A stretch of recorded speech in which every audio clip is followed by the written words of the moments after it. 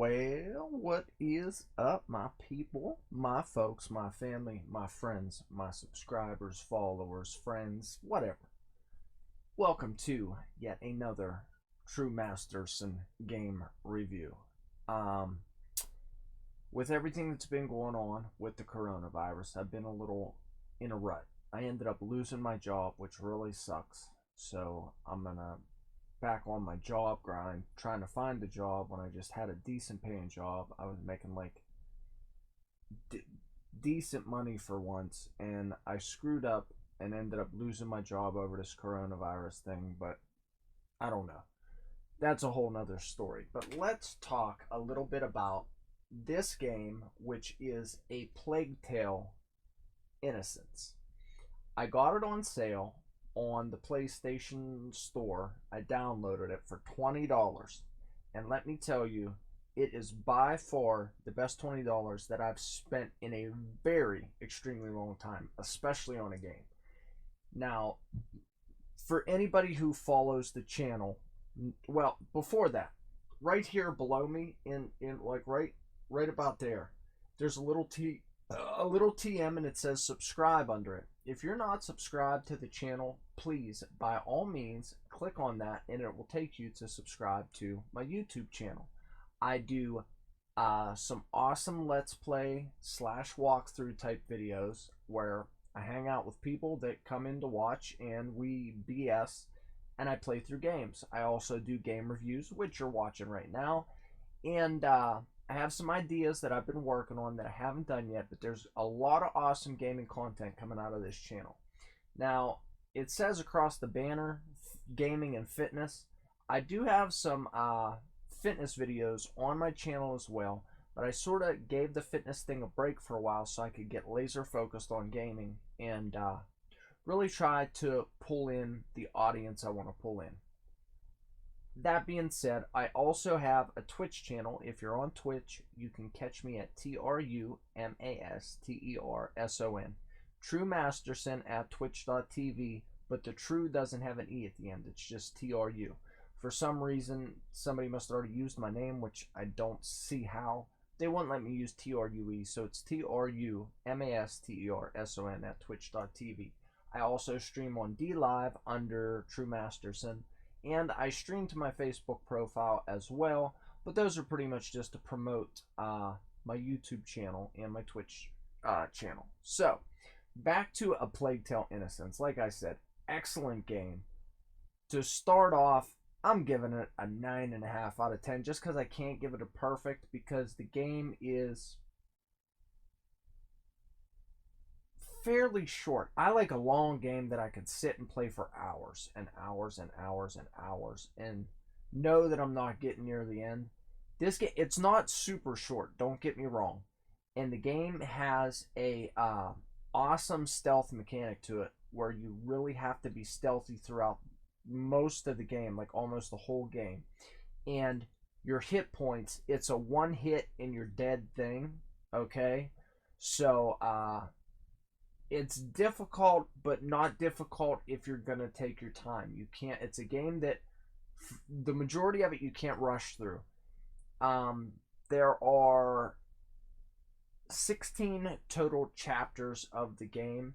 Some of them are fairly short and just like help the narrative progress. Some of them, like the chapter I'm going to show you right now, are lengthy because it's a long way that you have to travel, and you have to be stealthy through the whole board, and there are a lot of guards. So I actually had to play through the first 3 chapters. This is chapter 4 because it's a lower budget game, but well worth the money. I think full price is $40. So it doesn't have a lot of save slots and stuff like that where you can keep saving. Like, I ended up screwing up and went back to pick a different chapter, and I screwed up, so I had to play through the first 3 chapters to get it there. But this, as you can see, well, my camera's in the way, but you can see everything but the bottom menu option. It says the bottom menu option that you can't see says main menu. So you see, you got resume game, start from checkpoint, photo mode, your settings. All you have is your controls, which is pretty much your setups that you could have. 2 of them. Your camera, inverted camera, camera, horizontal and vertical axes, camera sensitivity, aiming sensitivity. Okay, you got your language: English, French, Dutch, Italian, and Spanish. And oh, we've got more than that. Okay, anyway, we're going to go back to American, but you see you can play the game in a lot of different languages, okay? Voice language of the game, subtitles on or off. I played through with it on my playthrough if you'd like to check it out. Also on my channel on YouTube, in English. Subtitles, character names. You got your game menu, aim assist, vibration, HUD, which I use standard, but if you do immersive, of course, there's like no HUD to it. Graphics, you have your general settings, your general audio settings as well. That's it. There isn't really, I mean, that's pretty general, but you have your photo mode, restart from checkpoint, resume game. You can't load different parts of the game. Like, you can't go, but you can once you, like, I could go to the main menu and I could do chapter selection. Like, I'm on chapter 4. I can go to any of the other chapters, but if I do, that's it. There is no, I get to go back to chapter 4. It just goes back to the chapter you pick and you play through again. That does come in handy if you miss some of the collectibles, okay? Now, here, I'm going to run you through real quick.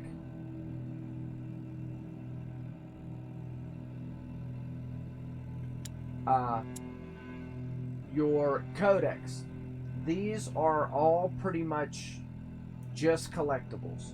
You have flowers that you can collect, which you collect. Your brother, in this game, I'm sorry, I forgot to mention this, you are Amicia, back in France in like the 1300s, and there's a plague going on, and you have your little brother Hugo, which is at your hip at all times. You can make him wait, and you can sneak past enemies and then make him come. But if you go too far, he will start screaming, and then the enemies will be alerted. So you pretty much don't ever want to leave Hugo unless it's a part of the game where you have to. Okay? And he collects flowers. He is part of the story. If you play it, which I do recommend that you do, you'll learn that he had a herbarium when you were back at your house. I don't want to give too much of the story away, but you have to leave your house for certain reasons. And he had a herbarium back there where he collected flowers and plants. Gifts are another just odd collectibles that you could get. You see I have a whistle, terracotta whistle, an amulet that we found, and a rosary so far. Now this is early on in the game. Curiosities, again, just another collectible, but they're a little bit different from the gifts. Like here we have spices, we have a placemat that our mother made us. I missed one because I was rushing just to get to this point so I could do a good review of the game for you so you could check it out, check the game out.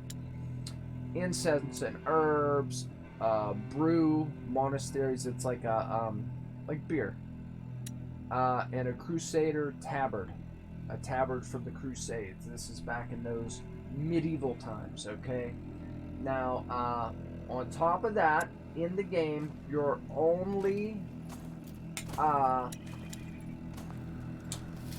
weapon is an old-fashioned sling, 2 pieces of leather, and that are like a strap, and then a leather pocket with a rock that you swing around and throw at people.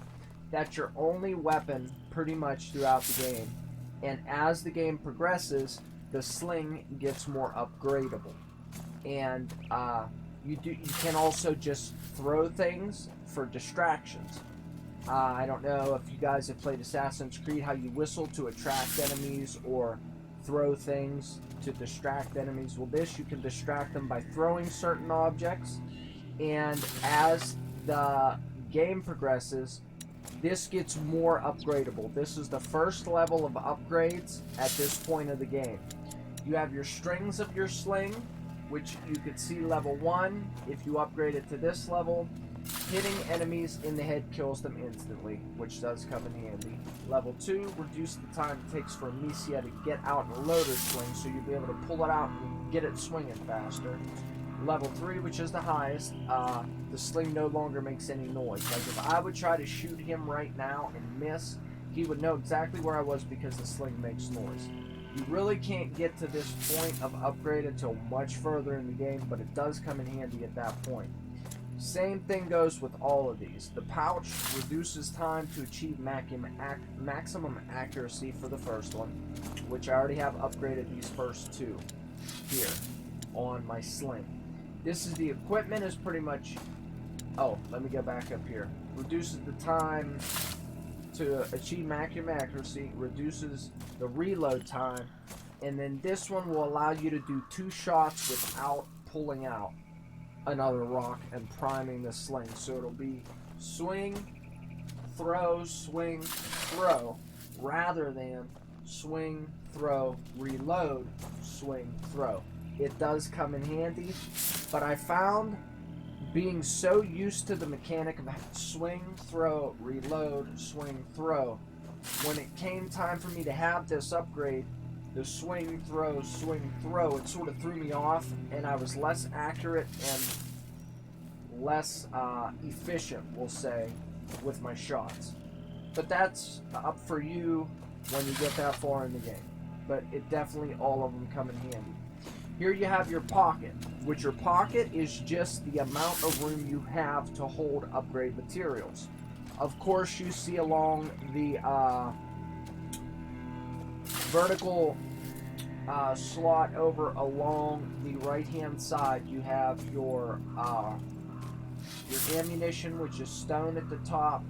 Next comes sulfur, then saltpeter, then alcohol, then cloth, then leather, then cord, and down at the bottom is a tool.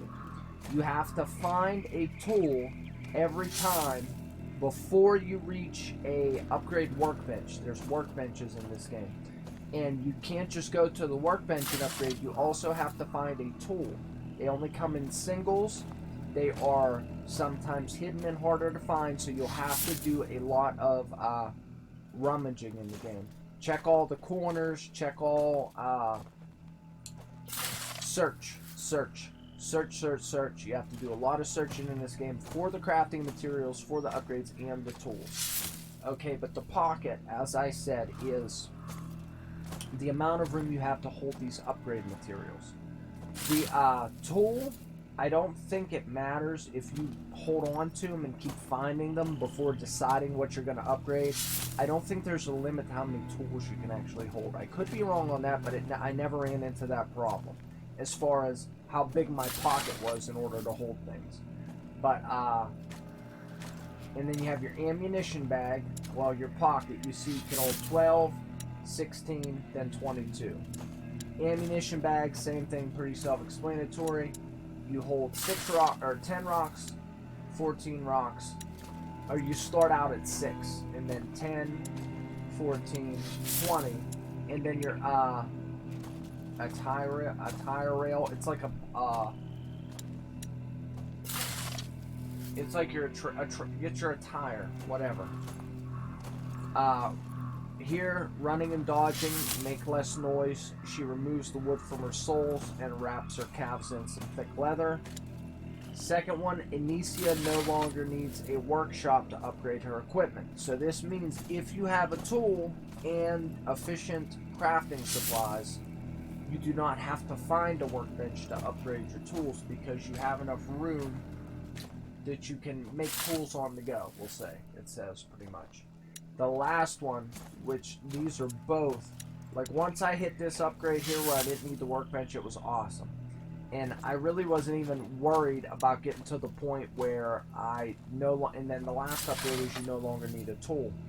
At that point in the game, when I got where I no longer needed the workbench, I was searching so well that I had enough tools on hand at all times. Once I reached the amount of material I needed for the upgrade I was after, I didn't need any tools anyway. If you take your time and search throughout this game, you will find enough tools, but you have to do the looking. Which I enjoy that part of the game. Like I said, I enjoy a very stealthy game, which just has an amazing stealth mechanic to it. The whole game is pretty much stealth. Again, that's why I gave it a 9.5. Definitely my favorite game since Days Gone. I really love Days Gone too. And of course, the newest God of War. Those were like two of my and Red Dead Redemption 2, of course. Those all AAA. My favorite games. But this game, for the $20 I've spent, is absolutely amazing and worth playing. But that's enough about the upgrades.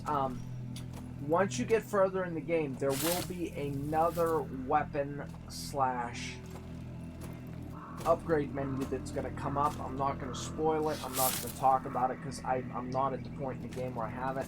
I was going to go back to a save where I had it so I could explain it all, but it'll leave a little more mystery. Just know that this isn't the only options you have in the game. The more you progress, you will get a little bit more as far as tools, ammo, weapons that you can use, but you will still only ever have your sling or a throwable weapon, so keep that in mind. But there are some helpful things that you end up being able to use later. Now I'm going to show you a little bit of how the game works. You see I have a guard pacing back and forth in front of me. Me and my little brother, you can't really see his head because he's behind my body. As a matter of fact, let me, on the fly while we're going, shrink this camera. Oh, sorry about that. Let me, actually, I will just move myself up here and I will shrink myself down just a little bit until we get through this part, because I really want to show you a little bit of how the game works. So, real quickly here, you see I have a guard in front of me. Now, you already missed the cutscene, but pretty much what it says is they talk about how there's a hole in the wall that only my brother can fit through.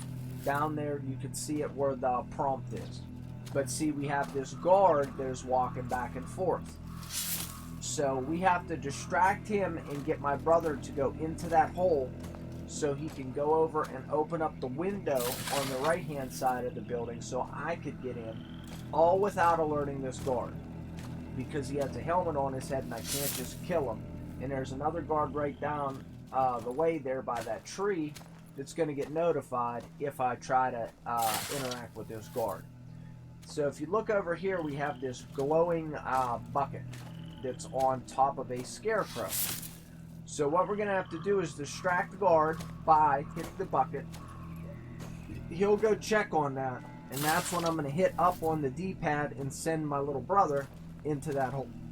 But we have to make sure that the guard is good and not paying attention at the time. So we're going to get up close to this edge of this grass so he has enough time to get across. We're going to hold R1. You see I have a pot that I picked up along the way. You can also throw those to distract enemies, but I keep one in my, and you can only ever hold one. I try to keep one with me just in case I need it. So we're going to pick a rock. We're going to go to our rock here. We are going to aim by hitting L1, throw by L2. He's going to go. He's going to go check out the bucket. We're going to send Hugo, and we're going to run over to this set of grass at the same time. Hugo's going to climb in the hole. He's going to go open the window. Nothing to report. Yes, now it's my turn. And there we go. Now we're going to have to wait until this guy comes back, gets a shovel of dirt, and is heading the other direction so we can throw the rock without him seeing us. Actually, no, we don't have to. We're going to hit that again. We're going to wait until he gets over there because we will still be in his line of view if we don't. We're going to hop over, and boom. There we are. Amicia, we have to get out of here. Now, here we have the tool that I told you about. That's a tool that we're going to need. I don't need a pot at the time, so what we're going to do, we still have this guard. If you look right through the hole, we have the guard still standing right there, and he's not moving at all. He's a stationary guard, and we have to get out this door to distract him to get over to that grass that's through this hole. You see it through there? We got to get over to that grass. So what we're going to do, we're going to pick our pot instead this time. And see, they're good about giving you what you need as long as you're paying attention, which you can't miss those 2 pots. I'm actually going to throw this pot through that hole, distract the guard, run and grab another pot just so I have it. As I said, I like to keep them with me. And get out of here. So we're going to go as far as we possibly can back. So he goes as far back as we can get him to give ourselves more time. Throw that. On the racket. Grab a pot. And we are out of here. Like I said, I love the game. Tell Lord Nicholas that the road is blocked. Any person or vehicle that wants to get through is to be stopped Love and it. searched. And what are we looking for exactly? A 5-year-old kid. Hugo de Rune. Brown hair, blue eyes. Are they talking about me? Lord Nicholas wants him alive. Shh, usual. Captain of the Purple Guard wanting them alive? Very important. They're going to stay facing Lord that Nicholas has way, his and I orders know it direct from the because I've Grand already Inquisitor played through the himself. game twice. So keep your eyes peeled. So I am going to just head down here, and I figured this was one of the longest boards of the game as far as stealth. Now here, there's only one way that we can travel, which is it's sort of linear, but there's other parts of actually this level where there's 2 separate roads you can take. You have to remain stealthy on both roads, but they each equal a little bit different of an experience. There may be more crafting materials. If you choose to go one way, there may be less guards. There may be more guards. You don't know. So I'm going to get us through this little meal here. And just to give you an experience of the gameplay, I love this game. I don't mind playing through it a little bit just to show you. Again, if you'd like to see other parts of the game, I did... my playthrough has 2 in-game chapters per episode of my playthrough. So each episode that I do, there's 2 chapters. So if you're looking for a certain chapter, you may have to fast forward a little bit. But here we have a mill. We have a guard way over there. He's stationary. And we have this guy that's walking up these steps to there, looking around, turning around and coming back. So we're going to have to wait for him to cycle until he's turned back around until we move. And as you see, there's some, I don't know if you can see it, there's some stuff glowing up ahead. It's probably really small on your screen depending on what you're watching on, but if you look right above this table, over underneath that platform that he walks to, you will see. Alright, he's going. There's a garden there. Yes. So we have to go this way. And you see we have our little brother with us. We, like I said, we can make him wait at certain points. But if we would get this far away, he would start to cry, scream eventually, and we would be up Sheets Creek without a paddle. Alright, we're going to sneak right over here and hopefully not get seen. I just can't remember. I think there are some other crafting materials over. Nope. I thought there was. Alright, so we made it past that guy. We're going to have to wait for him to get up top so he can't see us again before we keep going.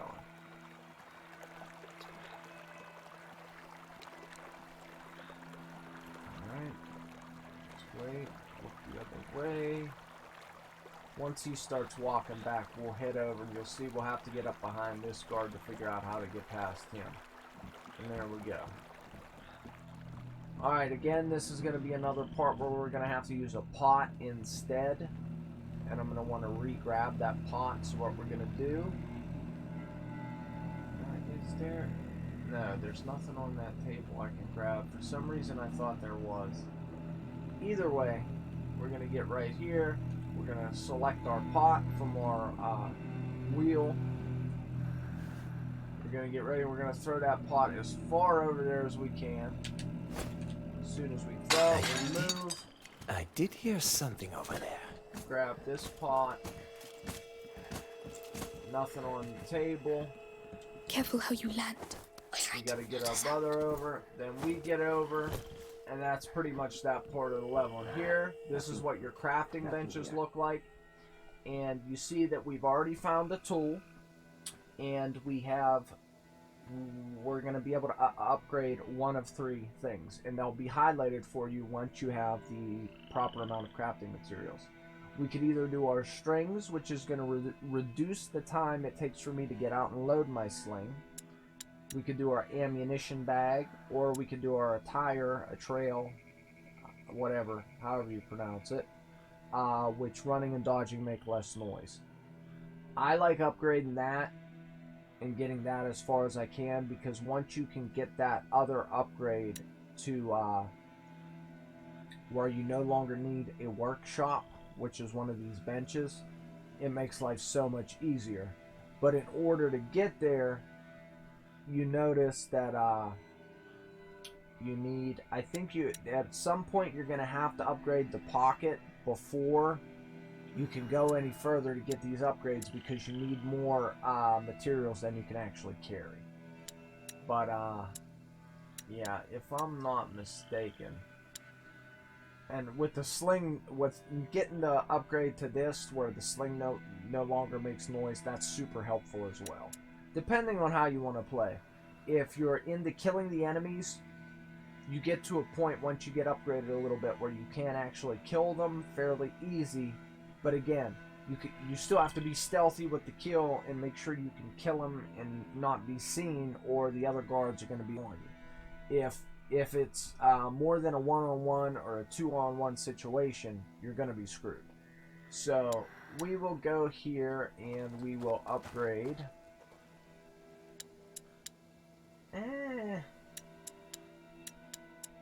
Yeah, we're going to do the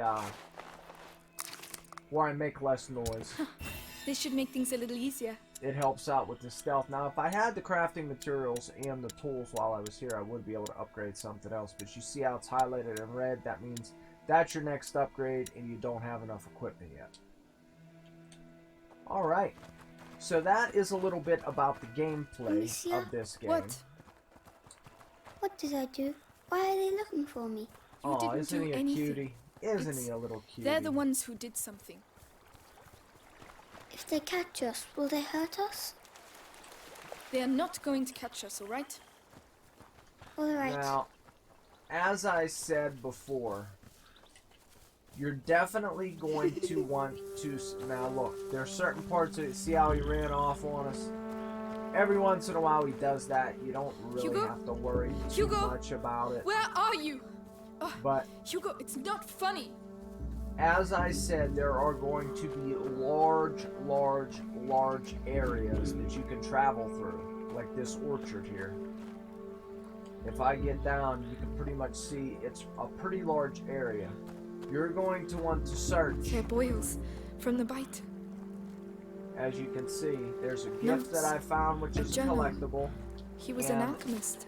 a good bit of crafting materials. So in order, and they're slim, it sort of has a survival mechanic to it as well. So you're definitely going to want to search every corner Hugo, that you can if you possibly... don't come here this instant, I'm leaving you behind. Here I am. I only wanted to play a game.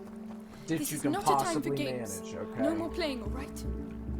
So, I'm sorry. as I said, game is super stealthy.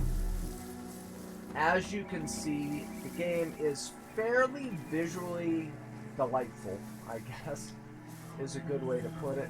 I mean, the graphics are decent. This is one of the points in the game where I said you have 2 roads that you can take. You see there's a building that we can go through and head straight north in front of us. Or we can choose to go that way where there's another orchard. in a building over there, and it's your choice pretty much. So that's a little bit of the gameplay and how the game is played. Very stealthy. You have to, make quick decisions at times, and it, in my opinion, super fun to play. But I have a tendency of talking a little too much in these game reviews, so to wrap things up, Plague Tale Innocence, like it's a Plague Tale : Innocence, is, in my opinion, an awesome game, and more, it is much more worth the money, even if you're paying full price. For $40 American, which is $20 cheaper than most AAA games, you're getting a quadruple A experience for a lot less money than you would pay for a AAA game. It's a very light game, is how I'm going to word it. There is crafting, there are resources that need to be collected, but it's very minimal. But if you take the time to do the collecting and searching for these resources, it makes a big impact on your playthrough. Once you upgrade to a point, you can get to a point in the game where you can do a little more run and gun than just the stealthiness.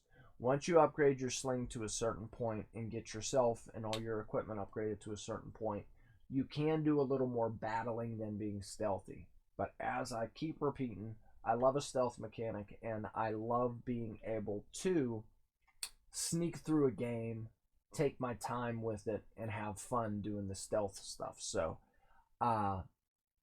definitely think it's worth checking out. Like I said, this is the highest scored game that I've done in a very long time, since I've started these reviews. Other games, like I said, that would be up there: Days Gone, Red Dead 2, of course. And the God of War, the most recent. All the God of Wars, actually. Love that series. But I didn't start doing reviews until after I played the game. So definitely well worth it. You should definitely check it out while this plague that we're going through with the coronavirus is going on. This is definitely something that will eat up some of your time. It will be very enjoyable to play if you're into stealth games. But like I said, it does get to a point where you can use your sling to be a little more aggressive with your play style, but I always like the stealth. So check out the game. I hope you enjoyed the review. Please subscribe, like the video, drop me a comment and let me know how I'm doing, anything that I could include in a review. Just let me know how you feel. Until the next time, my people, my family, my folks, and my friends, I hope you enjoyed. Over and out.